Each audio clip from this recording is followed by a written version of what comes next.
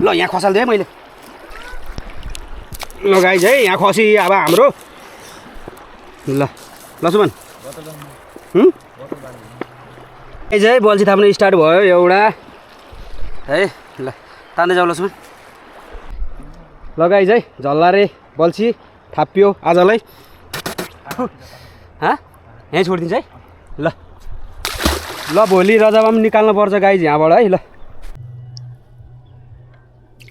एउटा थान यहाँबाट थापियो छोटो चाहिँ थाप्नु पर्ने रहेछ लक्ष्मण यहाँ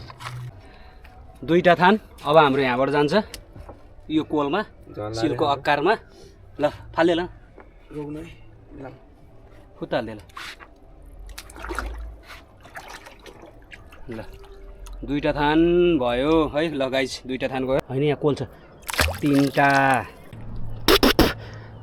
5वटा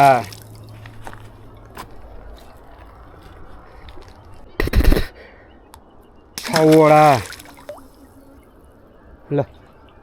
कतिवटा हुन्छ अब फालिहाल अगाडि जान्दैौ नि तिमी केही नि हुन्न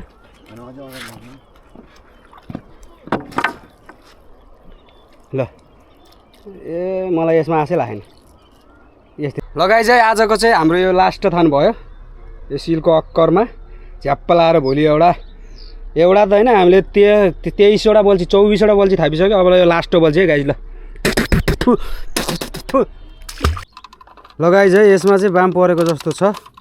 यहाँनिर गहिरो छ डुब्न सकिँदैन त्यही भएर यहाँ चाहिँ बाँसले घोचिराख हाम्रो लक्ष्मणले यहाँबाट चाहिँ राजाबाम निकाल्नेवालामा छ हाम्रो लक्ष्मण नभए ताना त लक्ष्मण ढाड रहेछ कि त्यो भएर हो थाप्नु त यतै गएर थाप्यो होइन यता ल्यायो नि यहाँ थाप्यो है हेर्नु न नि एक मान्छे गएर है अन्त परेकै परे यहाँ ल परे त्यही भएर यहाँ यता फालेको बल्छी हो अनि यता ल्याएर हाले त अनि बाम पर्दैन त नि अड्का लास्ट अड्का यो ढाड है हेर्नु त कहाँ नि भने भित्र त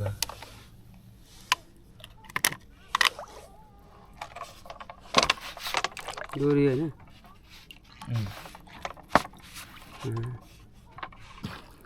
ल यी अघिको बल्छी त ल्याम्मै छिनाए यस्तो गरेर हेर्नुहोस् त प्याट्टै ल अर्को 2 थान उठ्यो अब यहाँ 2 थान यसमा र यसमा चाहिँ कतापट्टि परे ल हेर्नुहोस् होला गाइज है पहिला सुरुमा चाहिँ यताको बल्छी हेर्छु चेक गर्छु छैन यताको बल्छीमा पनि छैन ल यी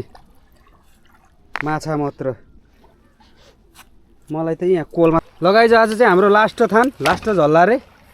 5-6वटा बल्छीमा परेन अब बाँकी एउटा झल्ला रहेछ झल्लारेमा पनि परेन भने भोलिबाट थापिन्न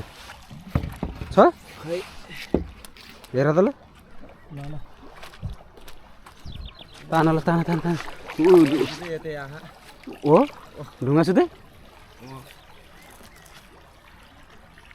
ल यस्तो माछा छैन अब भोलिबाट थाप्न आइन्न गाइज ल